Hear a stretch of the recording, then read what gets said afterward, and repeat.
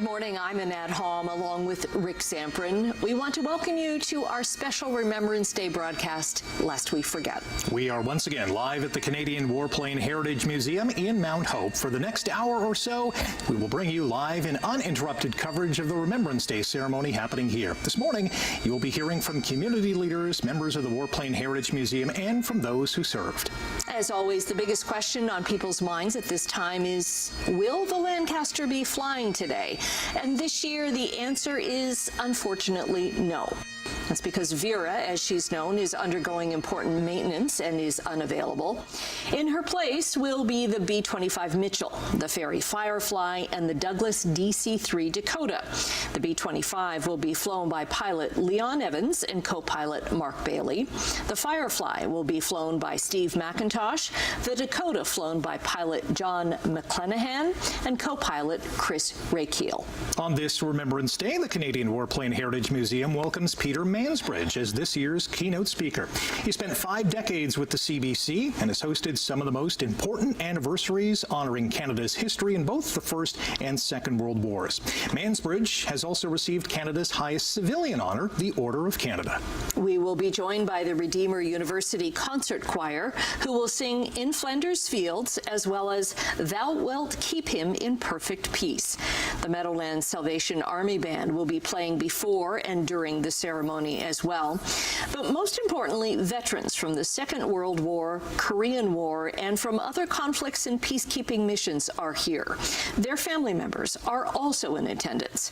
First responders will take part in the ceremony, and the general public will gather here as well. Now, when this ceremony began, just 70 people were in attendance, but today there is seating for more than 2,000 people. The museum is once again hosting a standing room-only crowd. We should also note the Canadian Warplane Heritage Museum hosts the largest Remembrance Day ceremony outside of Ottawa. And everyone at today's ceremony has a special reason for being here and for tuning in at home. Every year on this day, November 11th, Canadians across the country gather to pause in silence and remember those who have served and continue to serve with the Canadian Armed Forces. And after the moment of silence, we will honor in person the veterans of both the Second World War and the Korean War. We will also recognize those who have served in other times of conflict and the Canadian tradition of peacekeeping. Today's Master of Ceremonies is David Pridham. Let's join David now. Ladies and gentlemen, boys and girls, good morning. Welcome to the Canadian Warplane Heritage Museum and our annual service of remembrance. My name is Dave Pridham, and I have the honor to act as your Master of Ceremonies today, along with our chaplain, Reverend Stuart Carolyn Evans, who will lead us in the formal service of remembrance today. Thank you all for coming for this special day. It is wonderful to see you all. Before we go any further, I'd just like to remind everyone, please mute or turn off any electronic devices you may be carrying. We are here today to remember, but I think we can all agree that if you get a message in the next hour, we will never forget.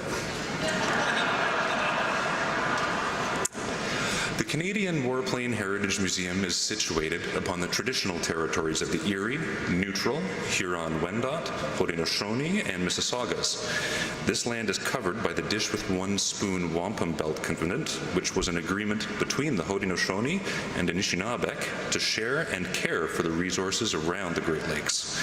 We further acknowledge that this land is covered by the Between the Lakes Purchase of 1792 between the Crown and the Mississaugas of the Credit First Nation. We're glad to welcome you here to Canada's Flying Museum, where our members and volunteers bring aviation history to life every day. 2025 was a historic year full of milestones. It was the 25th anniversary since we repatriated the remains of Canada's unknown soldier.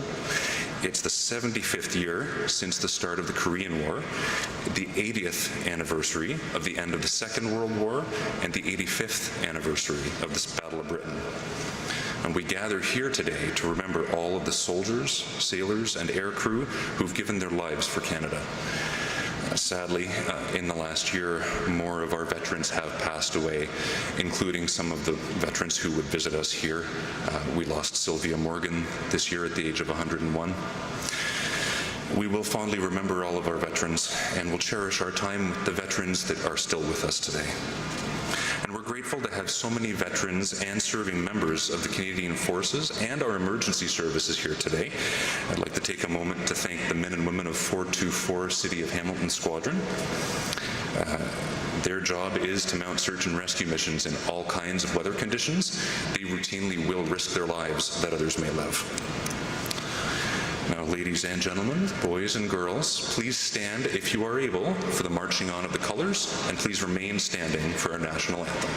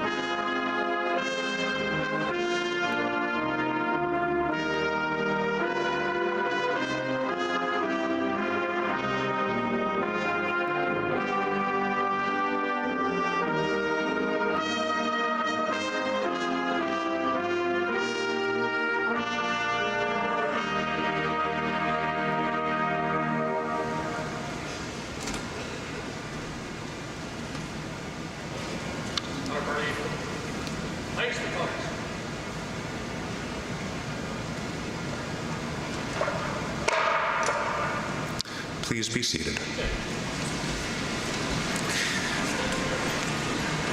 I'd like to next welcome the chairman of Canadian Warplane Heritage, Mr. Dave Rohrer, to make some welcoming remarks.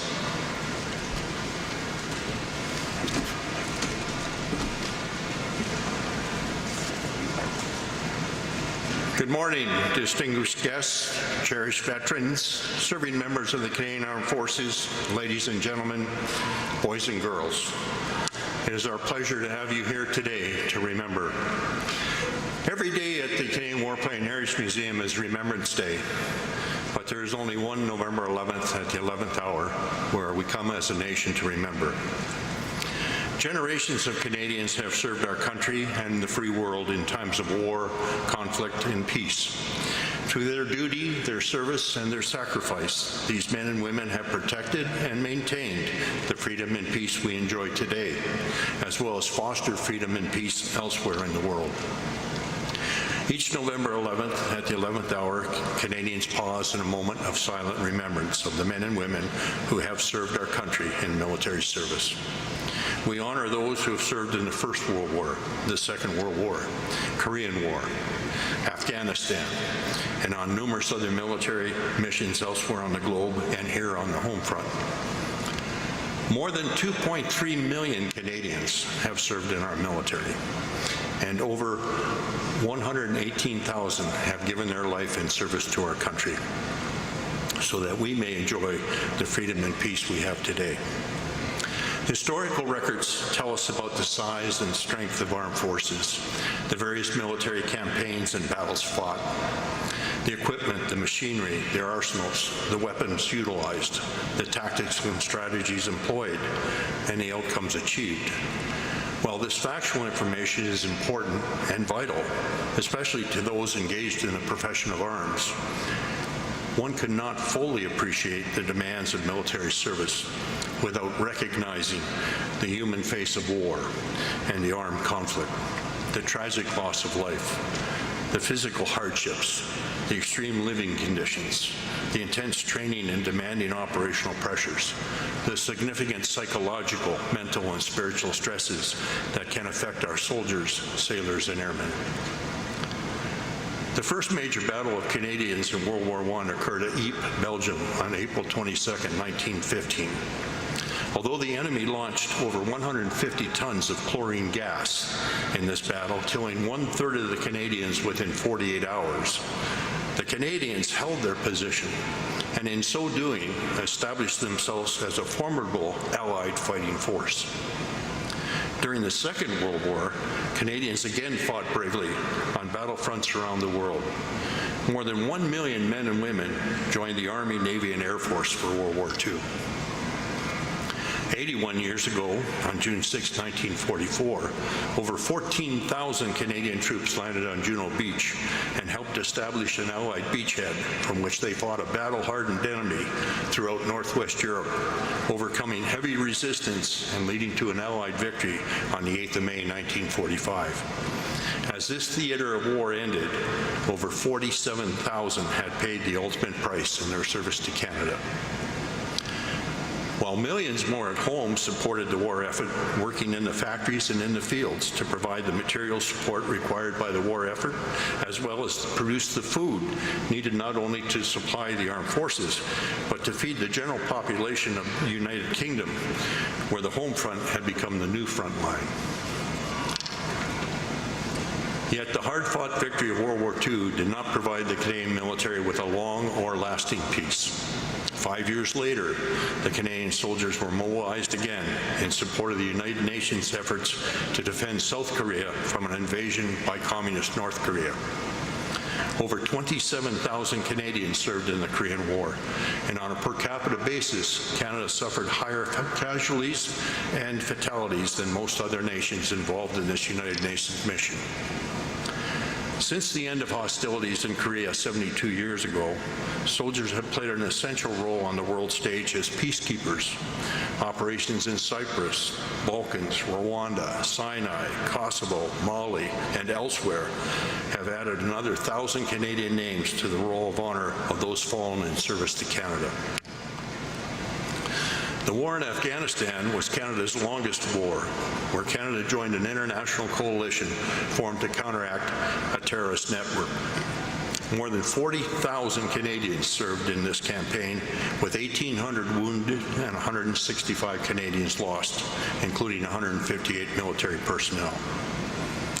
Overall, the Canadian Armed Forces have been tasked with and undertaken many demanding operational and training missions throughout Canada and participated in numerous international missions in support of freedom and peace. When we consider all the conflicts fought in far-off lands,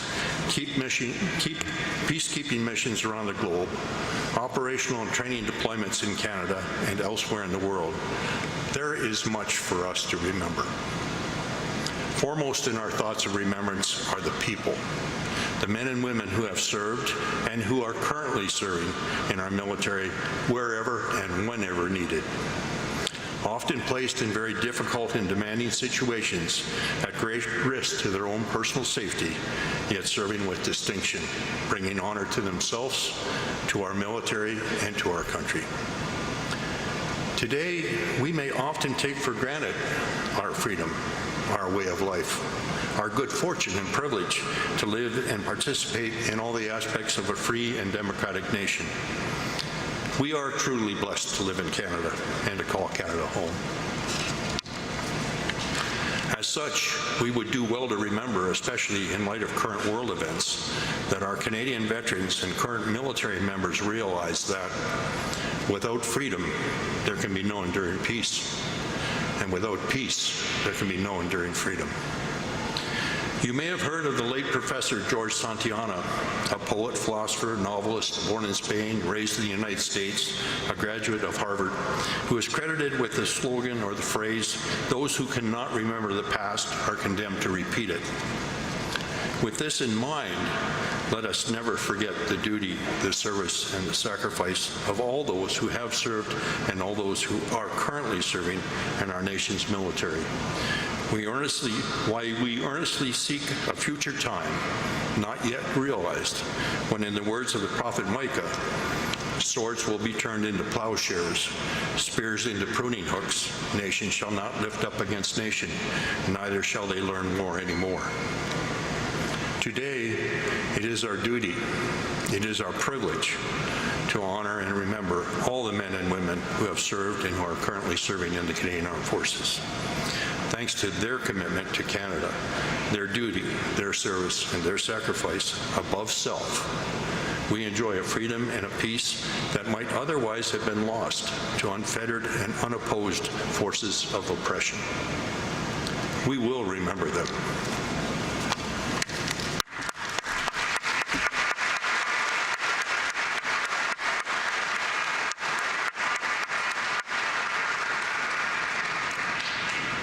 Hear these words from the Gospel of John. This is my commandment, that you love one another as I have loved you. No one has greater love than this, to lay down one's life for one's friends. You are my friends if you do what I command you. I do not call you servants any longer, because a servant does not know what the master is doing. But I have called you friends, because I have made known to you everything that I have heard from my Father. I did not choose you. You did not choose me, but I chose you, and I appointed you to go and bear fruit, fruit that will last, so that the Father will give you whatever you ask him in my name. I am giving you these commandments so that you may love one another. And so we pray. For Canada, this land we call home, for those who have served and serve in her name, the men and women of the Royal Canadian Navy, the Canadian Army, and the Royal Canadian Air Force. We give thanks for the courage, skill, and devotion of those who serve on land, sea, and in the air, and for all who protect our peace and freedom today. Grant us, O Lord, grateful hearts and steadfast purpose, that we may honour their legacy with lives of service and hope for this, O Canada, our home and native land. In us, may true patriot love be ever kindled. We remember before you, O God, all who gave their lives for Canada and her allies in the cause of freedom and justice. We recall with gratitude those who served in conflicts from World War I, World War II, Korea, Bosnia, the Gulf, Iraq, Afghanistan, and many other theatres of war and peacekeeping. We name before you, Lord, those with connections to our city of Hamilton. Captain Thomas McQueen, Captain Jennifer Casey, Corporal Nathan Cirillo, Private Mark Anthony Graham, and the members of the 424 City of Hamilton Squadron who died in rescue service. May their sacrifice inspire in us glowing hearts to see our nation rise, the true North, strong and free. God of the nations, we pray for peace in our troubled world. Remember with mercy the people of the Ukraine, of the Middle East, and all lands torn by war and fear. Guide those who govern us towards justice and reconciliation. Sustain those who work for relief, and comfort those who grieve. Teach us to see in every person a neighbour and a child of your care. By your good grace, Lord, may we, from far and wide, O Canada, stand together for what is right and guard the dignity of every human life. God of mercy, in this time of remembrance, grant us courage to build the peace for which others gave their lives. Bless all veterans, the wounded in body or spirit, and the families who bear their hurt. Preserve, O Lord, the work of the Royal Canadian Legion, their care of veterans, their remembrance of the fallen, and their tireless witness to the cost of peace. May we all live with gratitude, work for justice, and cherish the freedoms entrusted to us. Keep, O Lord, our land glorious and free. And by your good grace, Lord, may we, each in our calling and our time, O Canada, stand on guard for thee. Amen.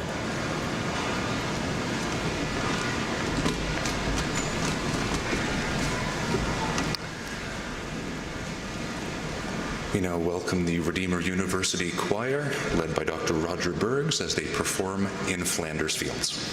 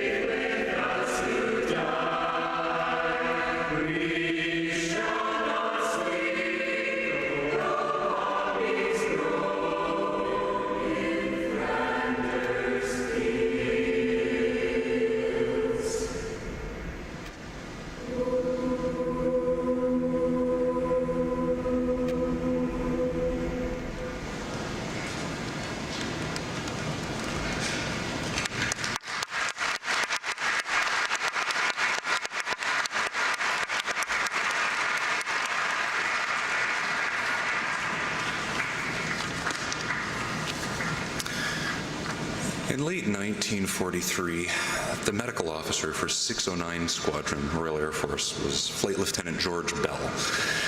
In an interview in the early 1990s, he talked about what it took for these young pilots to go on combat operations. And I quote here, "I'm sure that many of them will tell you that they had to fight the fear to go up and do this, to drag themselves into the cockpit. They weren't going to let anyone else see that they were afraid. People talk about the fearless young men. It wasn't particularly true, except they conquered that fear, and that took great courage. There was never anyone who came to me with a lack of moral fiber." And I've been privileged to lead this ceremony for several years now, and my favorite part of the day is talking to the veterans who can come before and after the service. For years now, my day has ended with one man in particular. He's always my last stop because there's always a lineup of people waiting to see him. They always want to get a picture with him. He's a bit of a rock star around here. It's almost like royalty. He was born in Hamilton. He learned to fly in Calgary during World War II.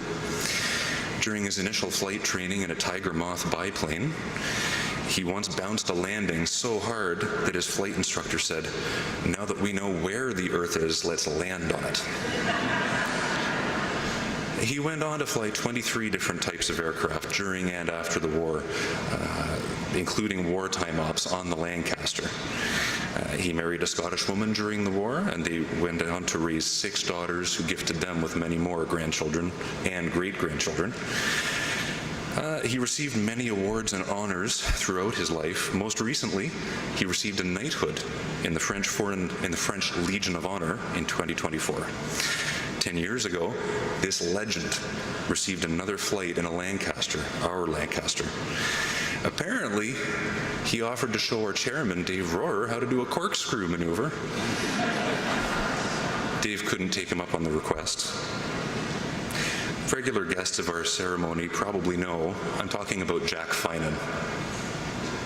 Sir John Jack Frederick Finan, retired flight lieutenant, passed away on February 8th of this year at the age of 105, lest we forget.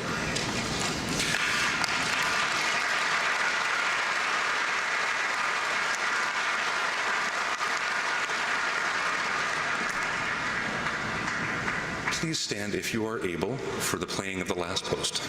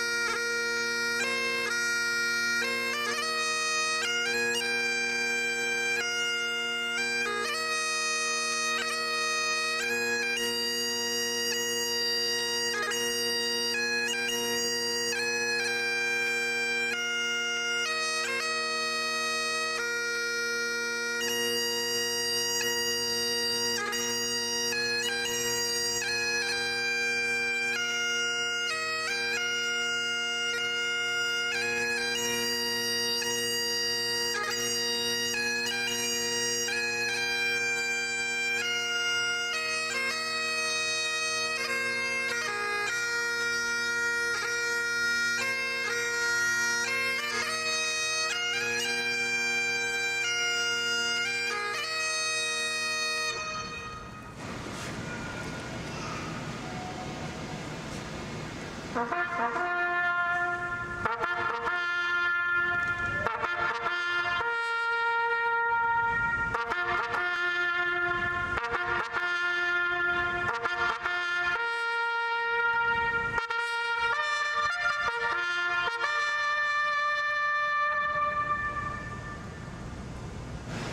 shall not grow old, as we that are left grow old. Age shall not weary them, nor the years condemn. At the going down of the sun, and in the morning, we will remember them.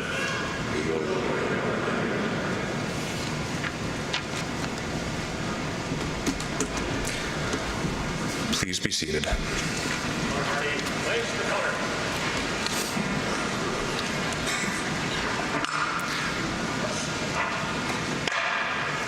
I'd like to welcome Dave Rohrer back to the stage to introduce our guest speaker.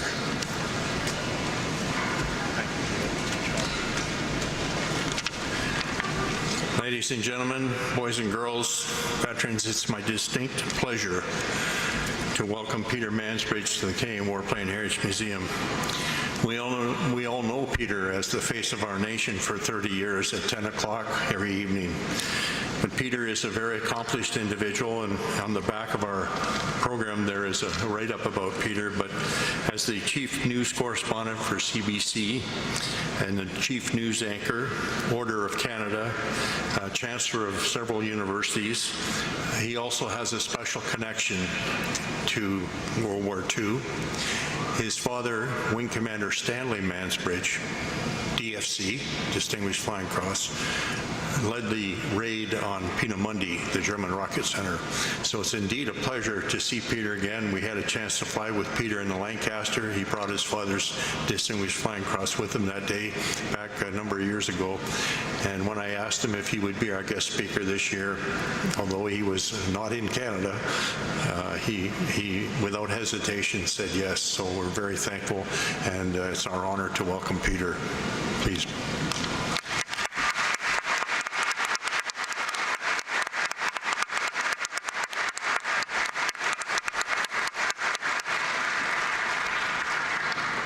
Thank you, and good morning. You know, when I remember that day well, it was about 6 months ago that David sent me an email and asked me if I would take part in this service and make a few remarks during the service. I didn't hesitate for a second. And why? For the same reason that you're here today. I have enormous respect for this place and for those who are remembered here, not just on November 11th, but every day people come into this museum, they remember. But this, of course, as Dave said, is a special day. I also remember in the 1980s, while VRA, the Lancaster, was still under restoration here, that I brought my father out to Hamilton to see it. And I recall very well him getting up inside, amazed that he was still able to do it, amazed at how tight the quarters were on that plane. He couldn't believe that he'd done 2 tours of operations during the Second World War, most of them on Lancasters, just like VRA. I saw him standing there inside, quietly looking around, knowing full well that he was remembering his times on board the Lancaster, the friends he made, the friends he lost. It was an emotional moment for him and for me watching him. Now, sadly, he never got the opportunity to go up in VRA. But since his passing, I've been in it a couple of times with David, once to shoot a documentary, mini-doc for the CBC, And the other time I took my son, Will, on the plane as well. We prided ourselves in being convinced that we're one of a very small select group where 3 generations of our family have flown on a Lancaster. It was such a special moment. As Dave says, we took the Distinguished Flying Cross, the DFC medal that had been awarded to my father by the King in Buckingham Palace in 1944. We took it up with us, and I didn't tell Dave we were going to do this, but when we were flying over the beautiful landscape of southern Ontario and Lake Ontario, I brought it out and showed it to him. And I think he was as emotional as we were in that moment. So that's why this place is special for me. Now, I want to tell you 2 other stories. One, you have to kind of take your mind back to August of 1944. A plane somewhat similar to the Canso behind me. It's called a Short Sunderland. It was a seaplane, but it was considerably bigger, if you can imagine, than this Canso. It had 4 big engines. It was a double-decker plane. And it carried a crew of 15. It was preparing to take off from the water outside of Invergordon, Scotland. And of the 15 crew who boarded that night, 12 were Canadian. Technically, there were 11 plus a Newfoundlander. Newfoundland hadn't joined Canada until 1949. But I think they all knew they were going to. So I think of it as 12 Canadians boarding that flight. They had trained for a couple of years as part of the Commonwealth Air Training Plan across the country, across our country. They trained as pilots, some as navigators, some as radio technicians, some as bomb aimers. This flight, that plane, the Short Sunderland, was designed to go after Nazi submarines. They bombed them from the air. This crew was still training.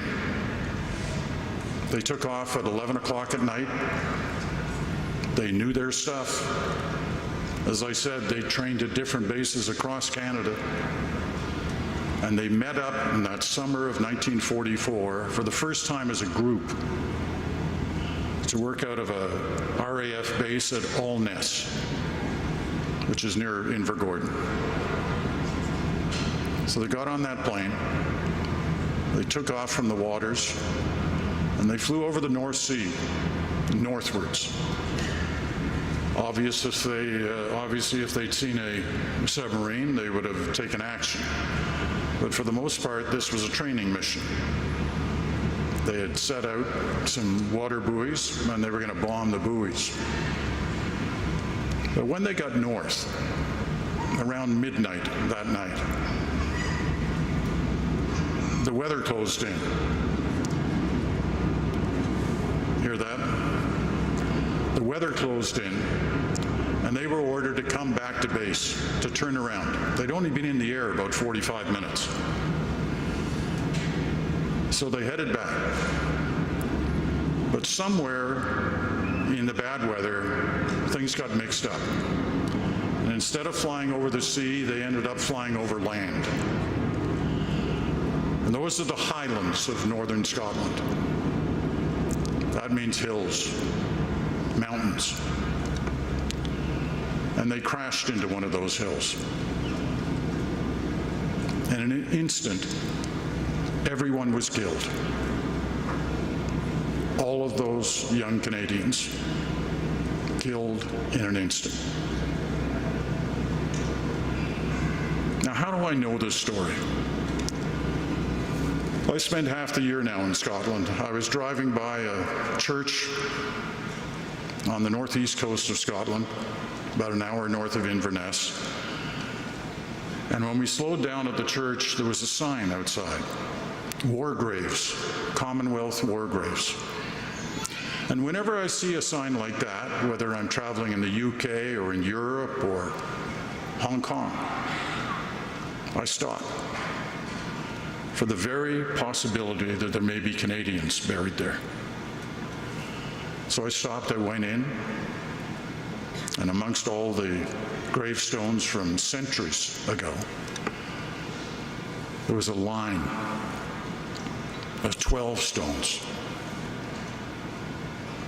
This was the crew of the short Sunderland that had taken off in August of '44. They were all buried there. I don't know how often anybody comes, but I went, my son went, my wife went, and we remembered. We remembered these guys. And then I did my research and found out their story.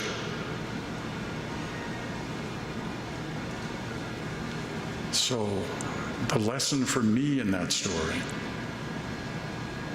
is we had some great heroes in past conflicts, and you heard Dave list them all off. But all the heroes were those who served, all of them.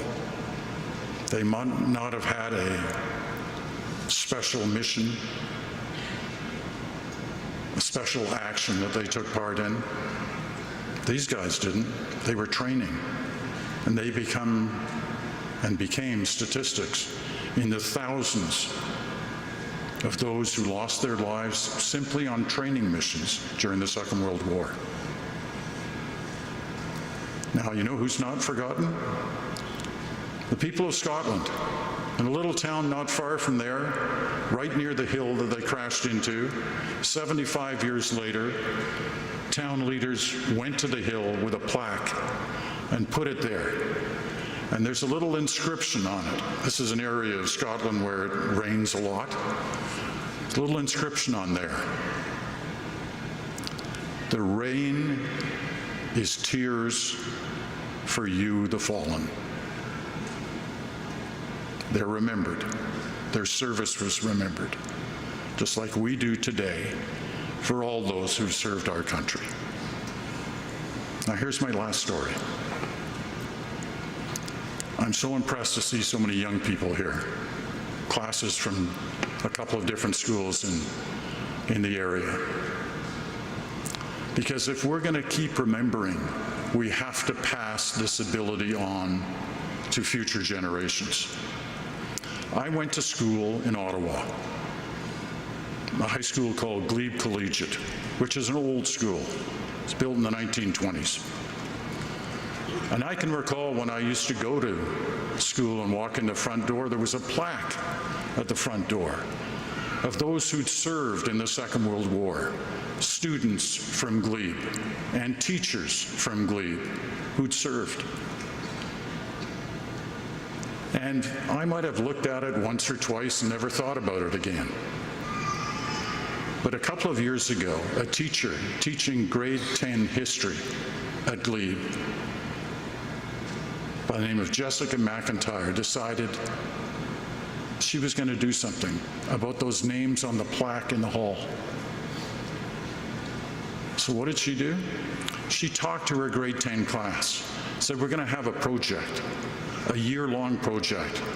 We're going to find out who those kids were and those teachers, where they lived in the Glebe, which is the area around the school. We'll find out where their houses were. Long since left by their families, but that's where they grew up. And like all the soldiers and airmen and naval personnel who lost their lives in the Second World War serving Canada, they never came home. They're buried either at sea or in Europe. Their project was, let's bring them home. Not literally, but in kindness. They researched every one of these different students who had passed during the war. They found out where they'd lived, where they passed, what they'd done, what their rank was, the whole bit. And they made up signs, and they took them to each house during Remembrance Week, planted the signs on the lawn. Obviously, the new homeowners had thought this was a great idea. There was a QR code on the sign where anybody could go by, take the QR code, and find out the story of this person. This was their way as a class of bringing them home. And I thought, what a fantastic idea that was, and still is. They're in the third year of doing it now.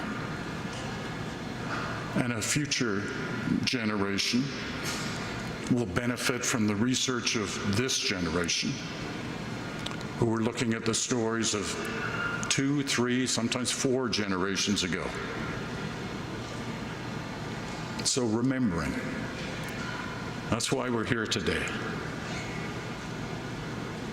That's why we're lucky to live in the country we live in, thanks in no small part to the people who today we are remembering. Thank you very much.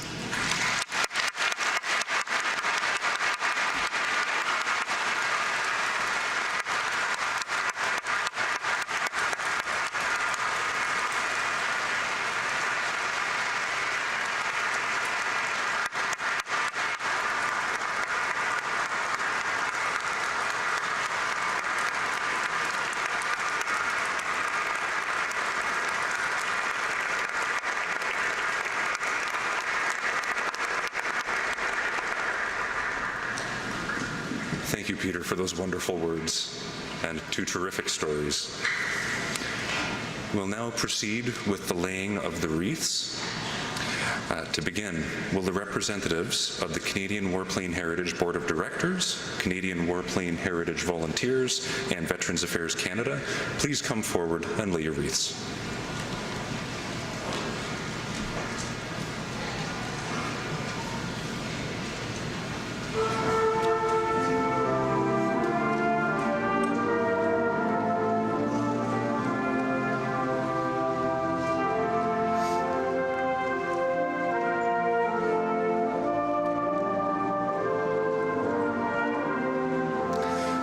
Representatives of the Government of Canada, the Province of Ontario, the City of Hamilton, and John C. Munro Hamilton International Airport, please come forward and lay your wreaths.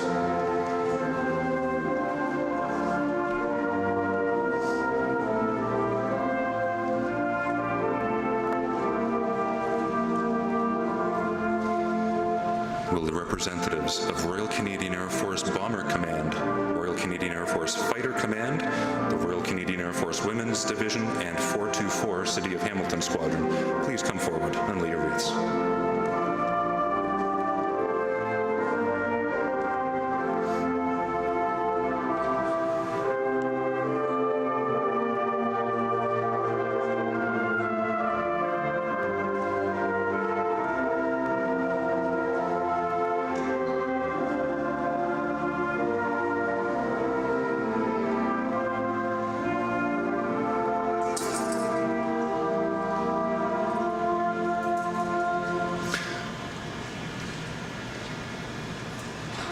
Will the representatives of the Canadian Armed Forces, the Canadian Forces Recruiting Centre, the Canadian Corps of Commissionaires, and the Canada Border Services Agency please come forward and lay your wreaths?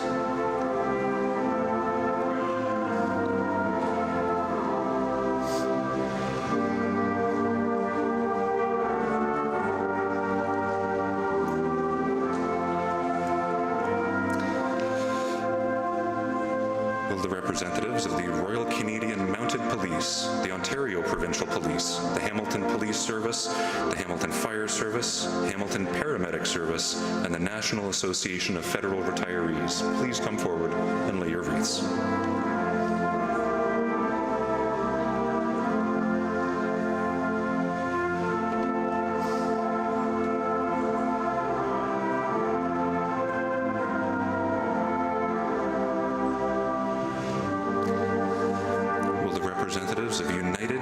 Veterans Peacekeepers, the 447 Wing RCAF Association, Veterans of Norway, Royal Canadian Air Cadets 779 Squadron, and the Korean Veterans Advocates of Canada, please come forward and lay your wreaths.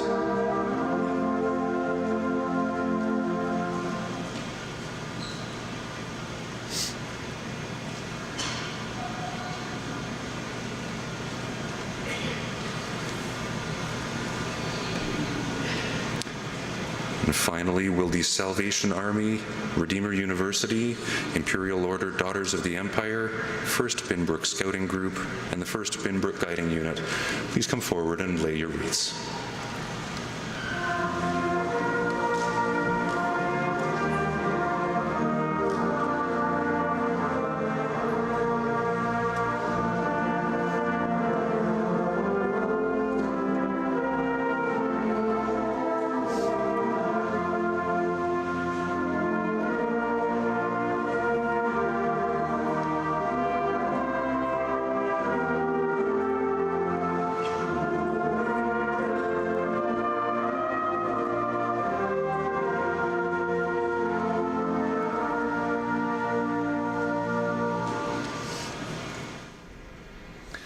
Next, we welcome the Redeemer University Concert Choir as they perform Thou Wilt Keep Him in Perfect Peace.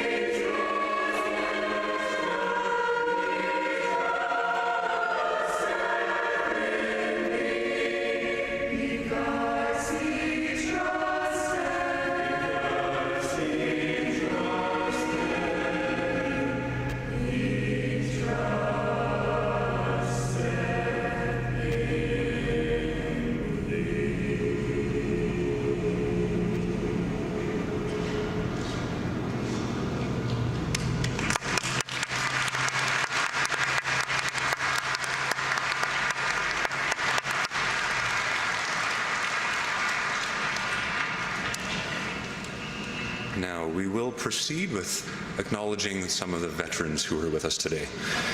And I'd like to start with a man who was an airframe mechanic with 249 Squadron, Royal Air Force. He was born in Wales, and then he did the national service and served in Cyprus, Kenya, Aden, Sharjah, Oman, and Bahrain. He was servicing Vampire and Venom fighters. John Edwards. Can you stand, or someone with you stand, so we can recognize you?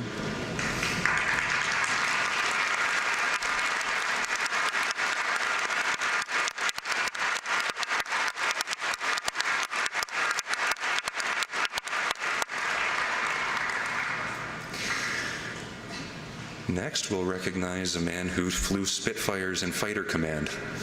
He is a youthful 98 years old. He had to lie about his age to get in.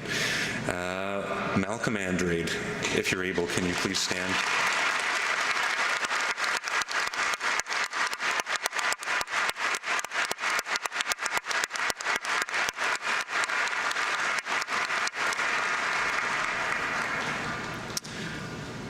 We'll stick with that theme. Another man who's also 98 years old and also fibbed about his age to get in. He served in Bomber Command in World War II. Arthur Sullivan.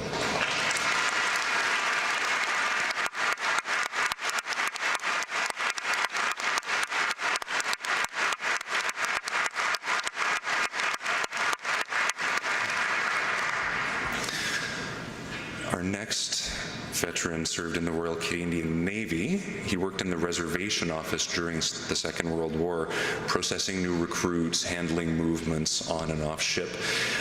He's 101 years old now and has climbed the stairs of the CN Tower for charity 3 times. Walter Decker.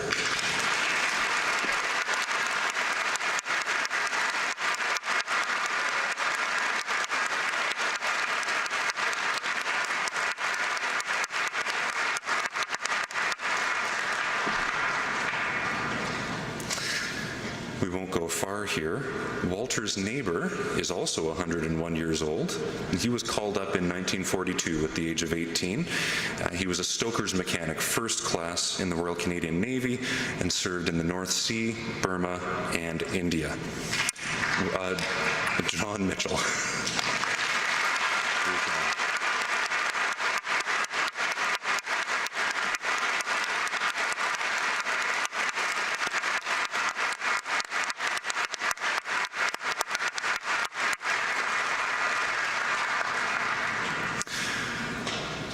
I'm excited to tell you about this next man because I've been getting his unit wrong for years. He was a signaller with the 4th Light Anti-Aircraft Regiment, 3rd Division in the Royal Canadian Artillery. He served in many theaters, including Holland, Belgium, France, and Germany in the Second World War. And believe it or not, he has not missed a Remembrance Day service since 1946. Doug Iverson. He's 101 years old over here.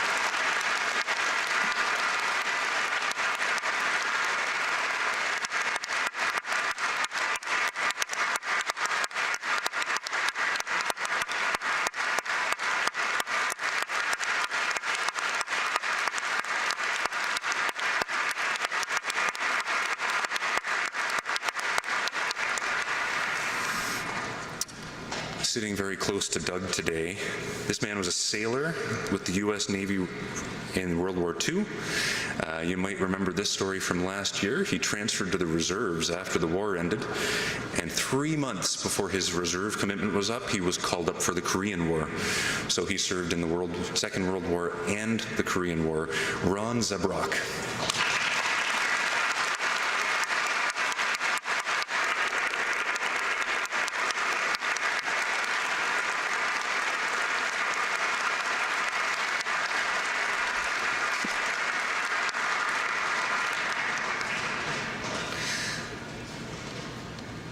William Seifert served with the Regina Rifle Regiment in World War II. He was at D-Day and in the Battle of Normandy.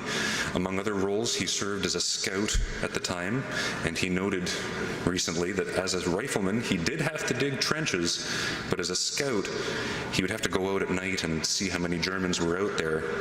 He liked that a bit better because he wasn't digging all the time. Bill Seifert is 101 years old, ladies and gentlemen. Right here.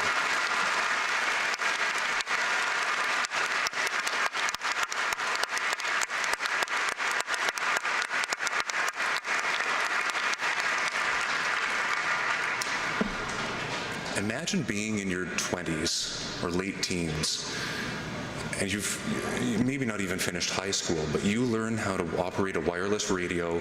You end up in a squadron in Bomber Command, but you're doing meteorological patrols. You're flying over the Atlantic Ocean for 10 to 12 hours at a time in one of these aircraft at low altitude. You're looking for submarines. We think about the bombers over Europe, but imagine being in that plane at low altitude for 10 or 12 hours. It's not exactly comfortable. That's what Ranald Harrison did. He's here today, I believe. He's 103. He turns 104 next month.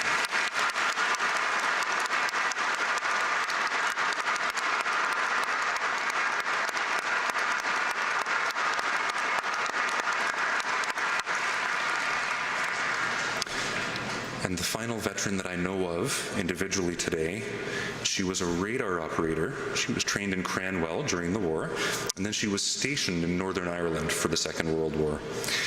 She's lived in Burlington for the last 50 years and still lives on her own in a condo. Her favorite memory from the past 107 years would be coming to Canada on the Queen Mary in 1947. Lucy Joan Fuller is over there, ladies and gentlemen.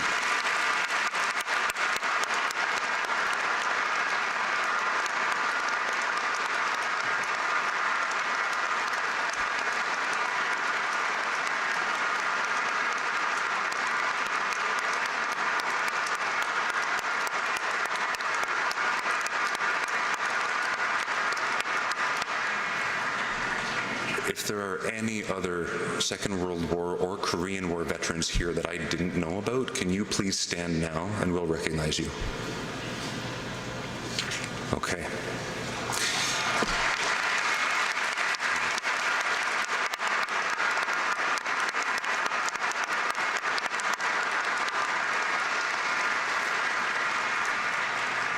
Now, I welcome all other veterans of the Merchant Marine, Korea, United Nations, peacekeeping missions, those who served or are currently serving with NORAD, NATO, members of the Canadian Forces, regular or reserve, veterans of the Persian Gulf, Afghanistan, Iraq, Syria, Latvia, members of the Royal Air Force Regiment, anyone who served under the Crown, please stand so we can recognize you.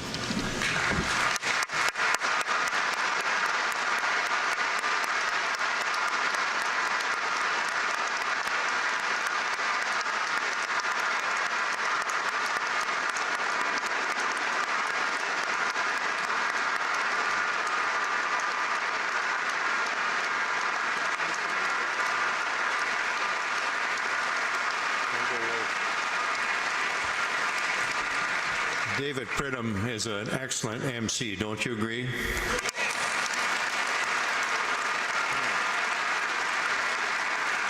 David is a veteran of Afghanistan.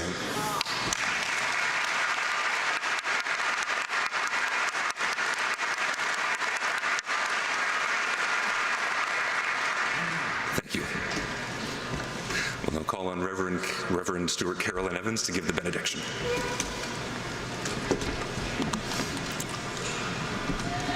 As we leave this time of remembrance, the lessons of courage, sacrifice and compassion remain with us as we go into the world as people of peace, honouring the past by how we live today. And may the blessing of God, who calls us to love and serve one another, rest upon us and all whom we remember this day, and keep our hearts steadfast in hope. Amen. We'll now sing God Save the King.